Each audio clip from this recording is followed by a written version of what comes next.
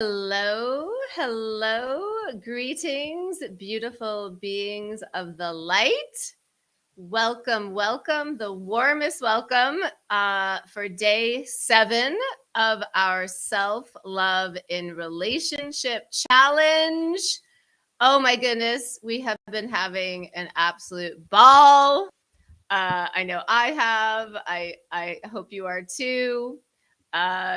We've just been grounding so deeply into, excuse me, so deeply into our self love. And I know for myself, it has absolutely been transformative. So, we are ready for day 7. We are raring to go. And I see my beautiful people coming on. Hello, amazing Jamie. How are you, dear sister? How is everything in the amazing state of Louisiana? It is a gorgeous day here in Nashville. It's sunny. I think it might even get up to 80. Woo! Imani is here in the house. Beautiful sister. So glad you're here. How are you doing? And Imani, where do you live? I don't know if I've asked you that before. I don't know if you're near Jamie or where are you, sister? I would love to know.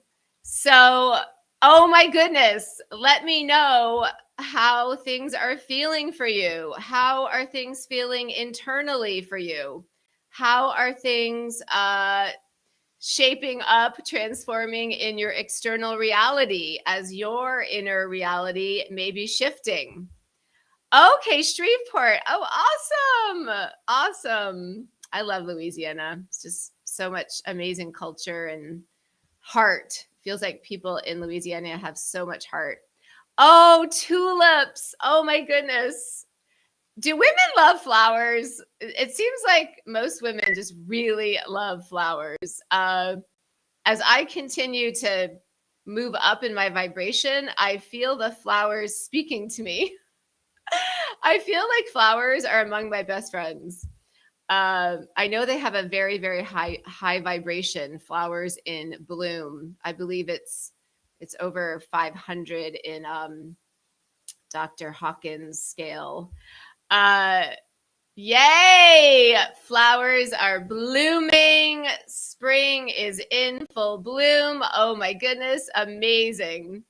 So, so we are starting day 7 of our self-love in relationship challenge. And this is all under the umbrella of our self-love revolution. We are spreading the good news of self-love across the planet.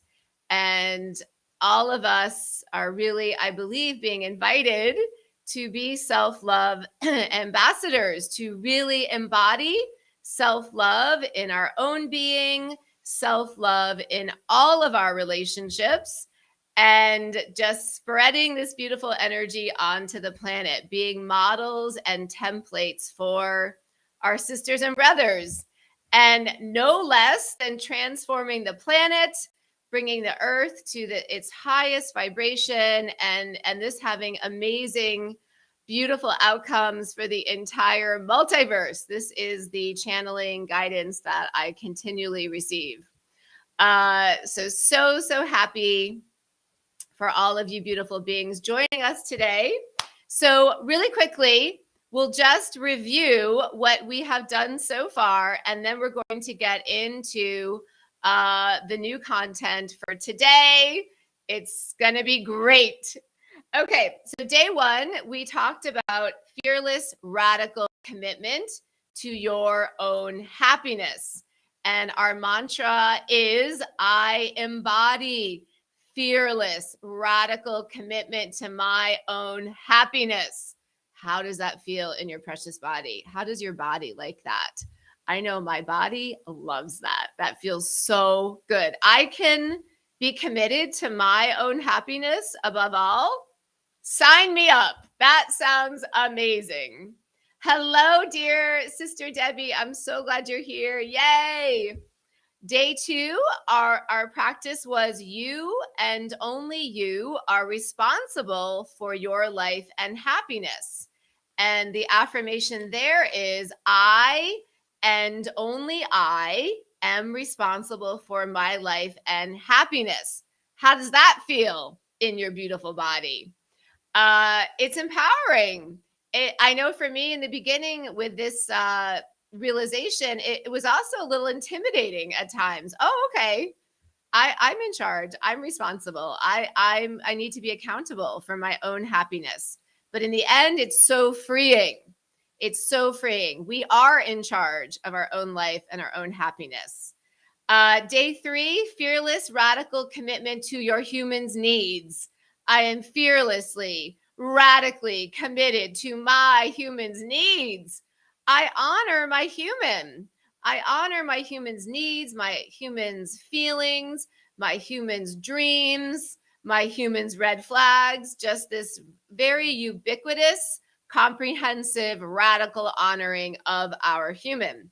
Day 4, the relationship is in each moment. It is not when.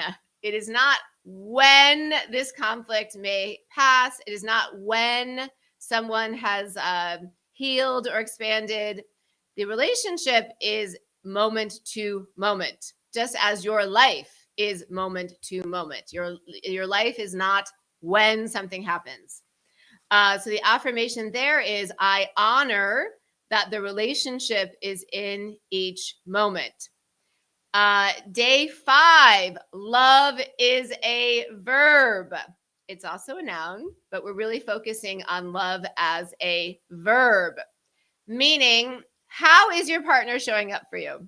Paying attention to how your partner is showing up for you. And of course, how you are showing up for your partner. Of course, mutuality in everything. So the affirmation there is I honor that love is a verb. I pay attention.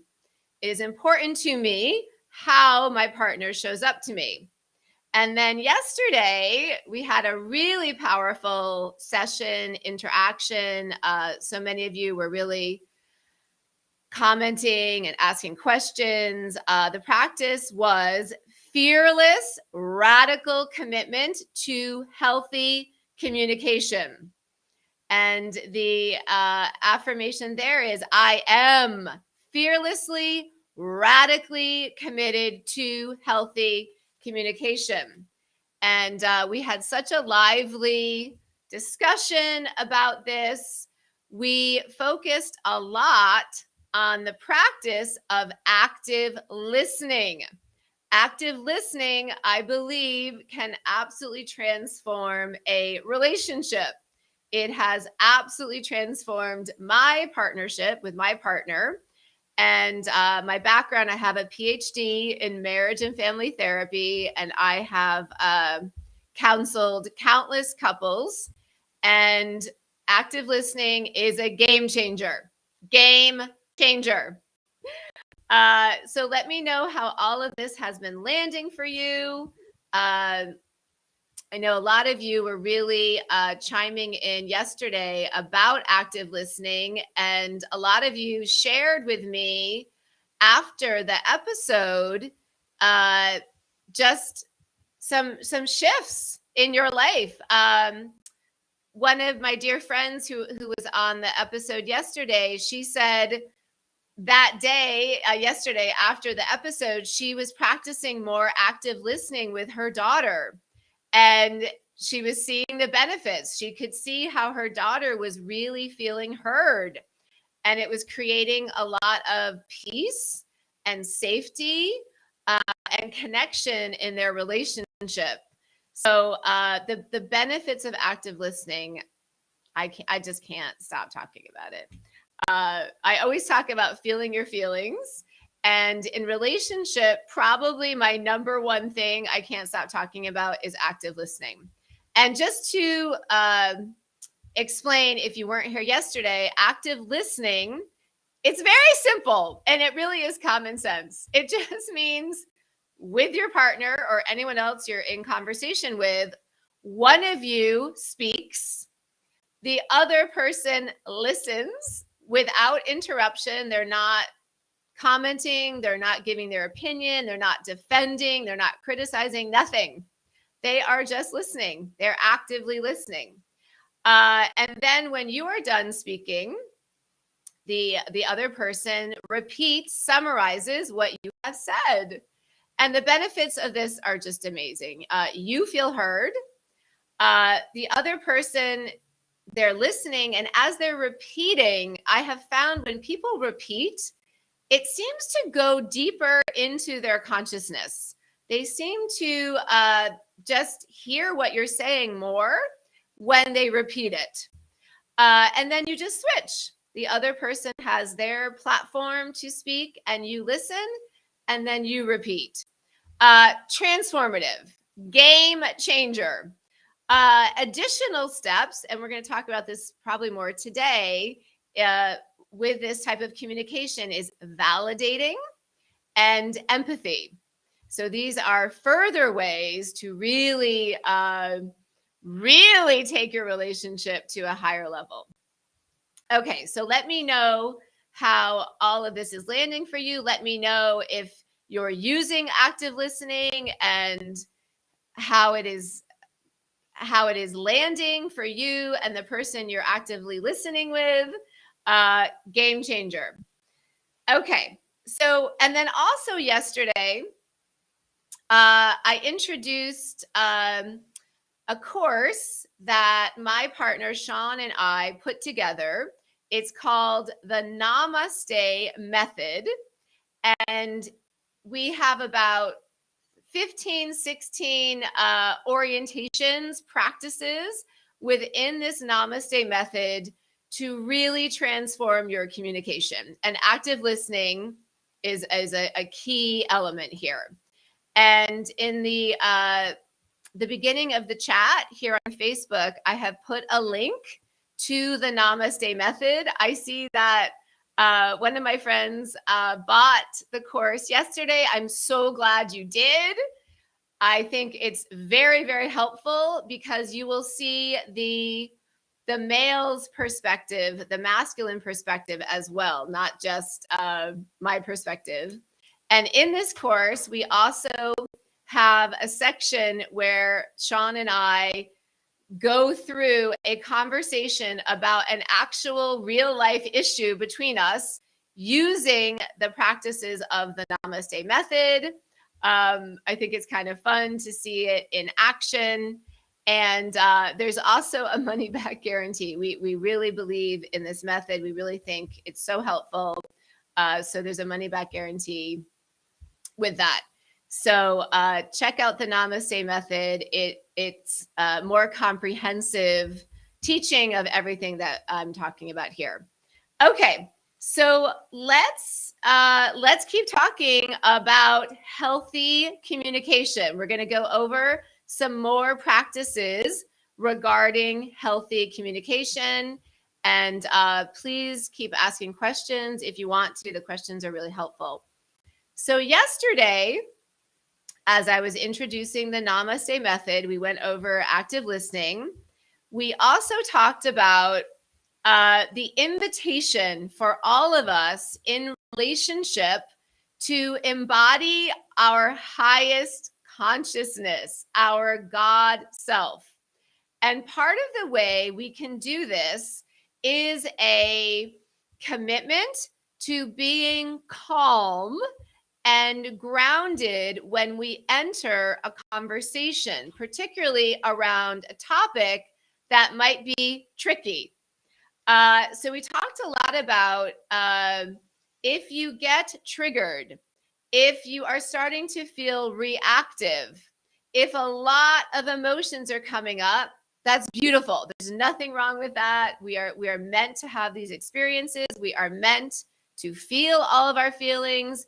We feel to heal. We want to feel our feelings. But the practice here is if you are in that state, to take a break, to remove yourself and do some inner work. Go feel your feelings. very likely your higher self will show you other situations in your past. It could even be in past lives where these feelings were also present. And this situation is coming in to help you feel those feelings. Everything is always happening for us. So we talked a lot about the practice of excusing ourselves, coming back to our partner or whomever we're communicating with, having done the inner work, getting to a state where we are not reactive, where we're not going to kind of dump all of our emotions onto the table of our relationship. And we also talked about the beautiful practice of humbleness and curiosity in relationship. And I've been using this word investment. So I know for a long time, even in my training, I'd always hear, oh, relationships are a lot of work. Relationships are a lot of work. And that word work, to me at least, it doesn't have the best connotations. It sounds difficult and it sounds not fun. It sounds sort of like drudgery to me. Work to me sort of equals drudgery.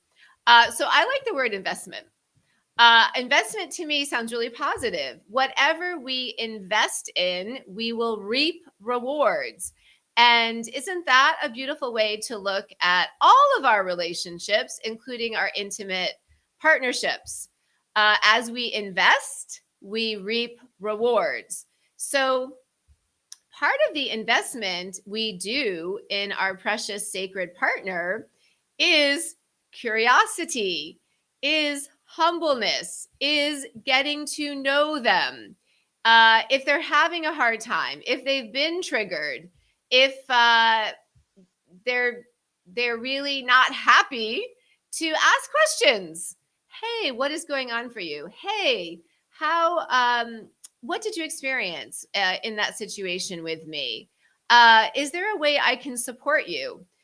Do you have a need in that type of situation? Questions are beautiful.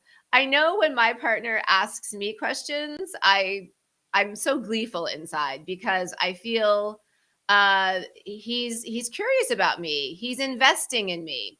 He's taking time to get to know me. And the humbleness part is to me around, I don't know. I don't know my partner. Only my partner can really share with me what is going on for him or her. So, humbleness is we can really only know our own experience, our own truth, our own preferences. Unless we really ask the other person, we really don't know. We really can't assume anything. So, a lot of humbleness, a lot of curiosity I have found to reap tremendous rewards. And then another practice we talked about yesterday was stick to the facts. This is a really powerful practice. Stick to the facts. So often, if we feel triggered, if we feel hurt in relationship, uh, our human thinking mind, the ego, can take off in assumptions, in stories, into old woundings from previous relationships. And the ego's just off and running. Oh my goodness, my partner did this. Oh my goodness, it has all these associations. Uh, it's okay to feel all of that. We want to feel all of that on our own because partly these situations are coming in so that we can clear those old wounds, old stories. So it's not to suppress that. It's to realize that's happening and that's my stuff that I can really feel and clear on my own. And then when I come back to my precious partner, I am going to stick to the facts of what actually happened and speak from that orientation. This is also such a game changer. let me know how that feels for you and if you're practicing that.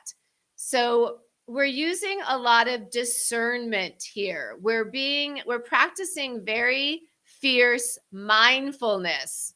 We are discerning basically what is mine, what are my stories, what are my fears, what are my wounds, and what is actually happening in the relationship. We're being very mindful. We are the gardeners of our minds. We're being very, very mindful.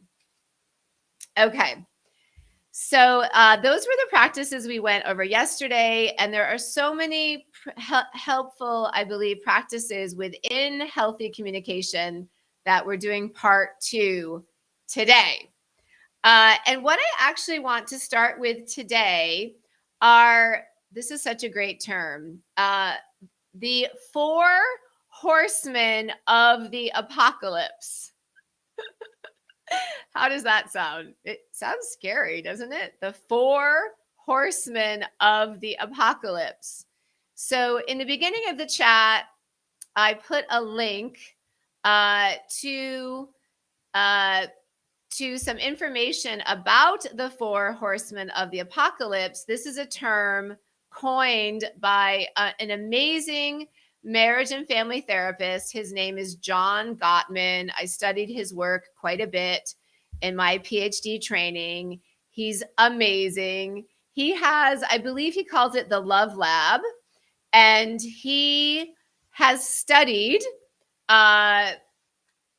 people in relationship, and he can actually predict which couples will have longevity in their relationship and which couples won't.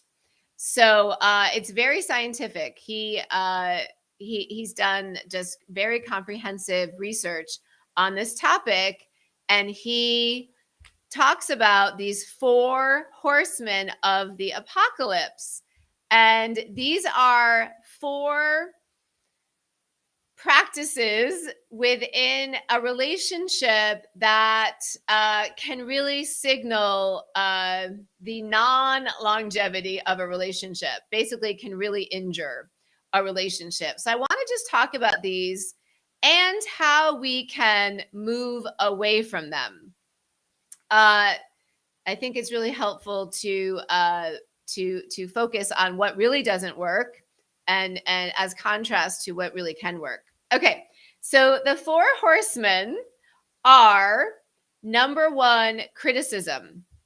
And John Gottman makes a discernment about criticism versus complaint or feedback. I like the term feedback. So to Gottman, criticism means a global critique of your partner. You always do this. You never do this. Using terms like always or never. So we're really talking about their character. We're really making a very comprehensive statement about them and their behavior. This is what John Gottman refers to as criticism. Now, a complaint or feedback is different. It is focused on a specific situation, a specific behavior. So it could be you were late to our meeting today, and this is very challenging for me, being late. Or you forgot my birthday, and this is really painful for me that you forgot my birthday. So we can see the difference here, right? In the second example of a complaint or feedback, we're not talking globally. We're not focusing on saying someone is always this or never this. We are giving specific feedback from a specific situation. And part of the role of relationship is for all of us to receive feedback. This is how we grow.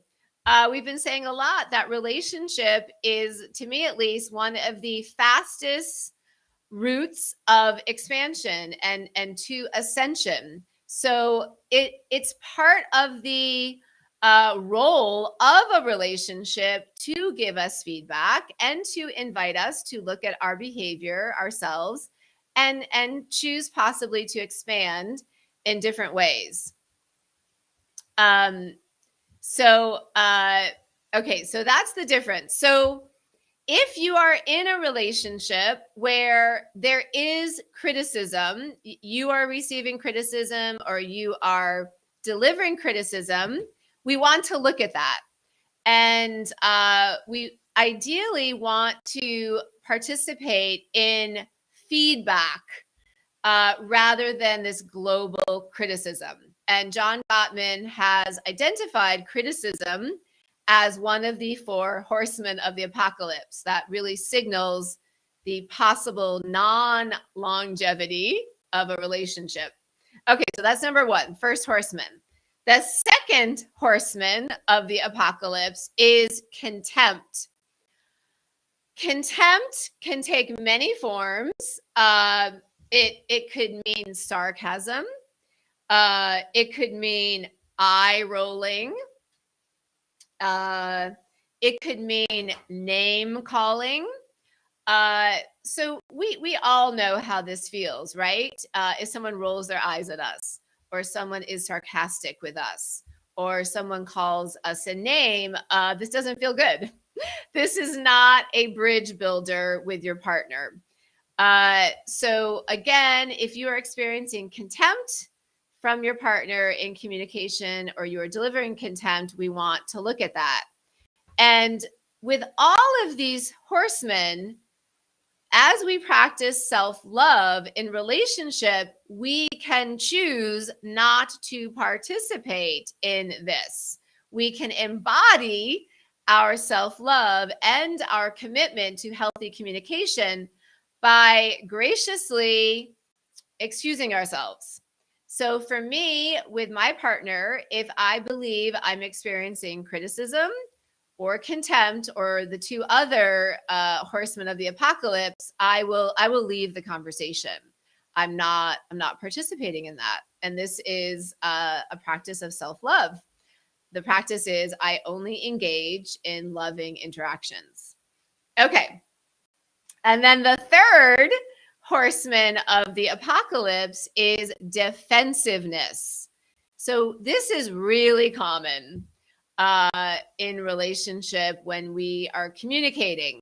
One person is perhaps trying to deliver some feedback, and then the other person often, instead of active listening, goes into defensiveness. And this is not the reason why we can go into defensiveness is often that we feel attacked. We want to tell the person, no, that's not what I intended. We want to explain. So defensiveness, really, we're trying to explain often. But this starts to break down communication. So again, we want to go back to active listening and really privilege each person's ability to speak without interruption. So defensiveness is interrupting. And of course, after the first person has spoken and it has been repeated back, then we can then the other person can say whatever they want, they can explain, etc. But defensiveness can leave the person speaking feeling not heard. It's really, really a great investment in your relationship to actively listen and repeat back what your partner has said. So defensiveness is also one of the 4 horsemen. And then the last, the 4th horseman of the apocalypse is stonewalling. And stonewalling basically means withdrawing. So sometimes people will withdraw if for various reasons. They are hurt. They don't know how to communicate. They fear a negative interaction. They feel getting hurt again. There are many, many reasons why people do stonewall. But like the other horsemen of the apocalypse, when we withdraw, this is not in the direction of building a bridge. So part of our practices here are really learning to lean in and really learning to be comfortable with discomfort. That we may be hurt, we may not know what to do, we may not know what to say, but we are showing up. We are showing up. We are walking this path together with our precious partner. We're not leaning away. We are leaning in. So this also is such a healthy practice, is to lean in, not lean out. So the four horsemen of the apocalypse are criticism, contempt, defensiveness, and stonewalling. And the antidotes to all of these are, instead of criticism, feedback about a particular situation rather than a global assessment of your partner. Rather than contempt, I think contempt also often comes up when a person is being very reactive. So the antidote to contempt, I believe, would be just to take a break and to come back when each partner is more grounded and is not in an orientation of lashing out. Defensiveness, the antidote is active listening. And stonewalling, leaning out, the antidote is leaning in, showing up. This beautiful orientation of showing up. I'm going to show up. I may not know what to do. I may be really hurt. I may be really scared, but I am going to show up. Okay. So let me know how these four horsemen and the antidotes are landing for you. I'd love to hear, and I'd love to hear if you experience any of these horsemen in your current partnership. And as we talk about these antidotes, what maybe you could do. And again, the quickest way to not experience these, if you are, is just to graciously leave the conversation. And then when everyone is calm and grounded, to have an active listening conversation and to share. Sometimes I'm feeling criticism. Sometimes I'm feeling contempt. Sometimes I'm feeling defensiveness. I'm feeling stonewalling. Can we talk about this? And we talked about this yesterday, that some of us in relationship are partly serving the role of teacher to our partner about communication. Each partner, of course, brings different skills, brings different wounds, and your skill may be healthy communication. So your part of your service to your partner may be in helping to teach them about healthy communication.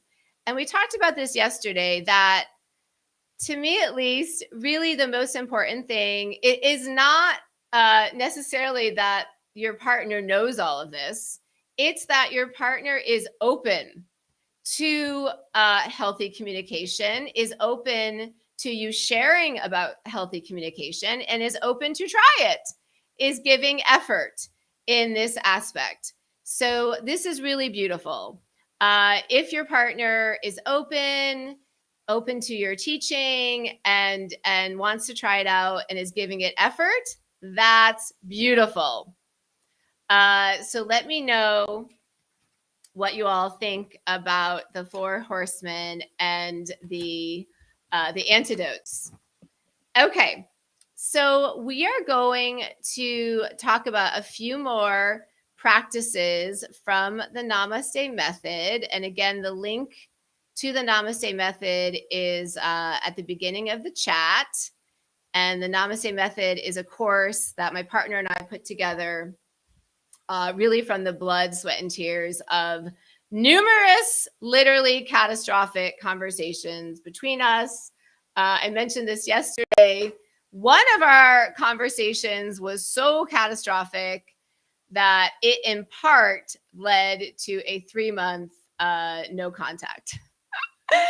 So yeah, healthy communication is the foundation, I believe, of any relationship with anyone.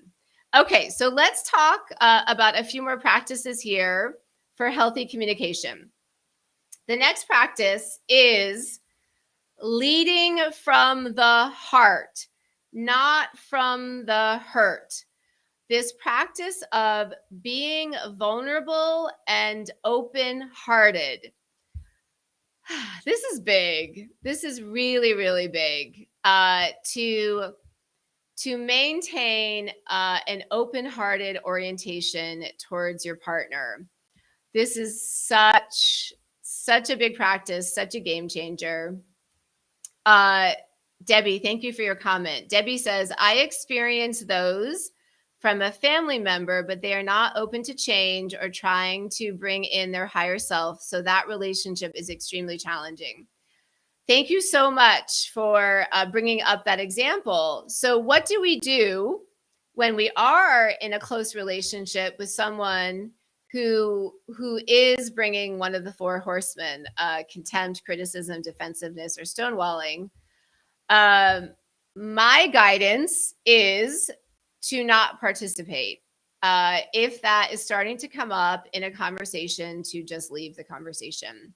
And that may end up being a teaching to that person. Oh, okay, look what happens when I behave in this way, the conversation ends.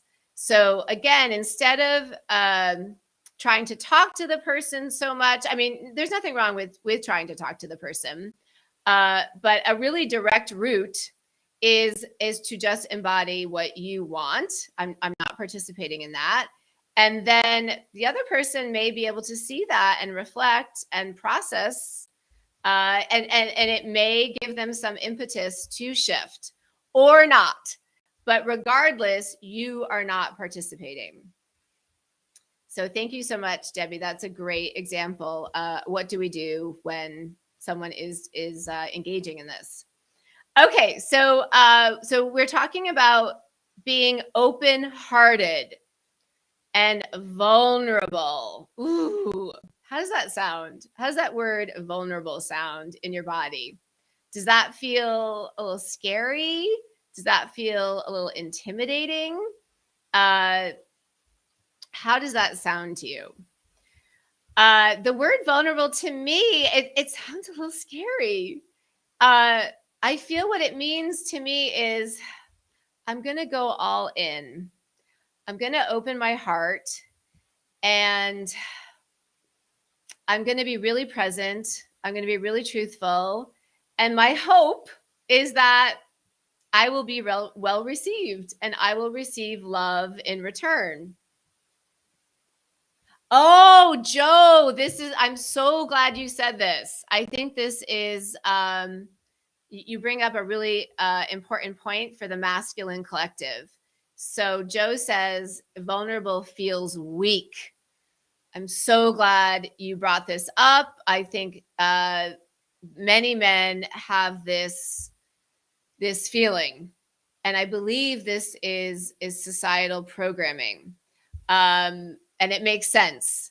So we know how our boys are raised in our culture, that they're often told, don't cry, basically don't feel your feelings, basically shut down, basically adopt somewhat of a mask of strength and unflappability and really not feeling.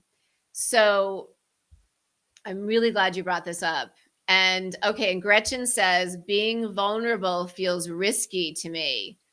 Oh my goodness. Me too. Yes, me too.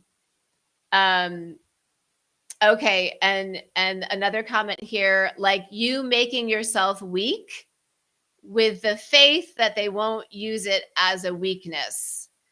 Yeah, it's almost like if I sort of share all of myself, is it safe? Could this person use it against me? Could they hurt me? Um, all of these things. I believe being vulnerable is one of the most courageous activities we can do. I believe it is so courageous to be vulnerable. That to me, it is the opposite of weakness. I'm getting massive chills as we are talking about this. Uh, to me, weakness is more shutting down. It's not taking that chance of really coming forward, really being all in.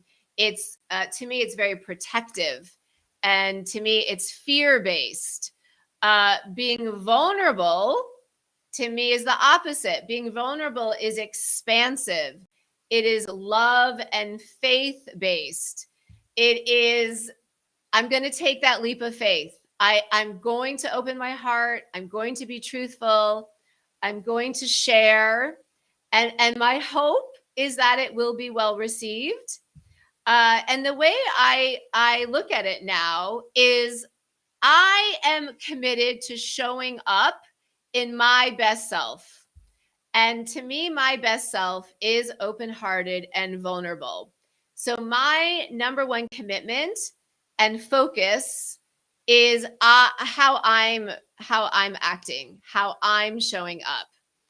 And I give the relationship its best shot if I show up in my highest and best with an open heart, with vulnerability. So that's how I see it. I want to do my best. Whatever I end up receiving, I am not in control of, but I have inner peace and contentment knowing I have shown up in my best way. I have shown up in courage and in faith. And we talk about this all the time, as within, so without. As we practice self-love, we see more love on the external. As we practice open-heartedness and vulnerability, we usually see more of that on the external, including from our partners.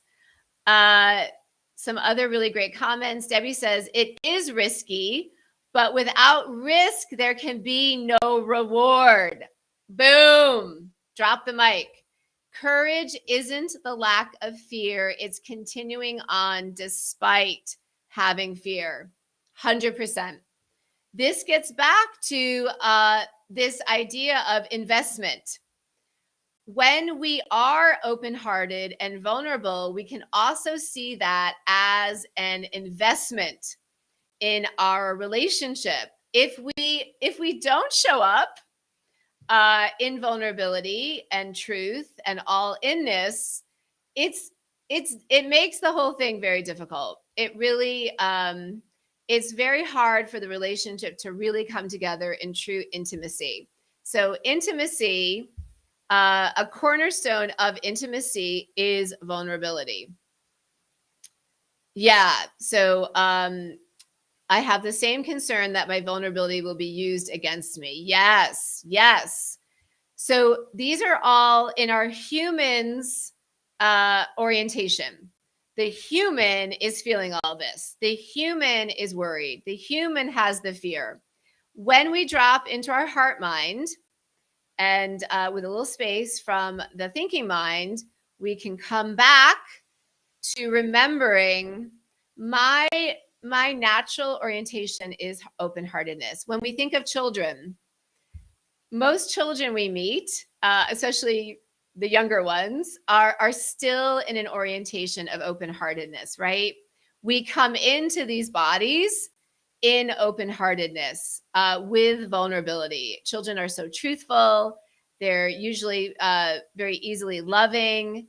open, all of that. So that is our natural orientation. And that's what we're coming back to. So much of what we're doing is really just coming back to our child self, our inner child, who holds so much wisdom because they're free of the programming. The programming hasn't yet sunk in.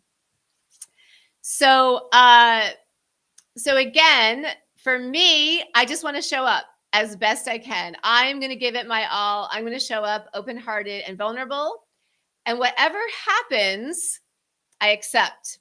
So for me, if I show up that way and I end up getting hurt, which may happen, that's a possibility.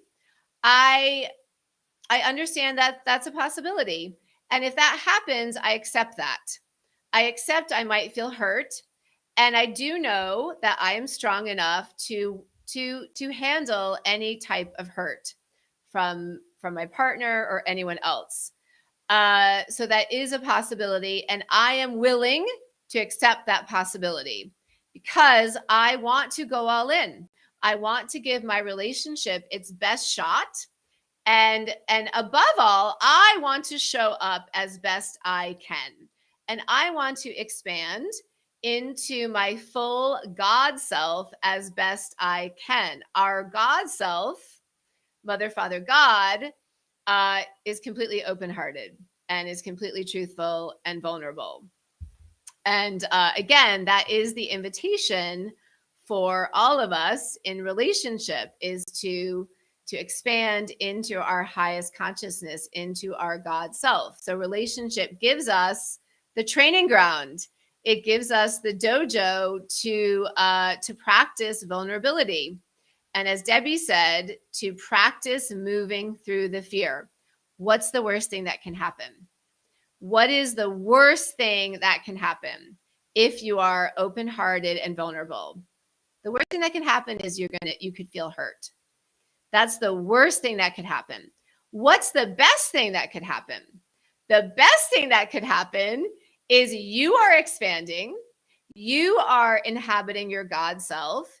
You are moving through your fear, and you are giving all of your relationships the very best shot, the very best foundation.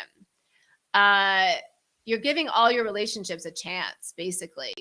And I think we can all feel this. I think we have all probably had the experience with a partner or other important people of feeling their close-heartedness, feeling their protectiveness, feeling their hiding away from us. And I think we can feel how hard it is to connect, how hard it is to have intimacy and a true blossoming of relationship when one of us is not coming forward. So this is just so key in the blossoming of a really conscious, intimate partnership. And this is so key to our self-love in relationship. What do most of us yearn for in our close partnership? I know for me, I yearn for intimacy. I yearn for connection. I yearn for closeness. And practicing open-heartedness and vulnerability is the path here. And again, when we are in a tricky communication and we might be getting triggered, it's very easy to close down the heart. It's very easy to not be vulnerable. It's very easy for these four horsemen of the apocalypse to come in. So a key practice is always stepping back, feeling your feelings, and coming back to the conversation from a place of calm and centeredness and groundedness. Okay, so that is part 2 of our fearless radical commitment to healthy communication.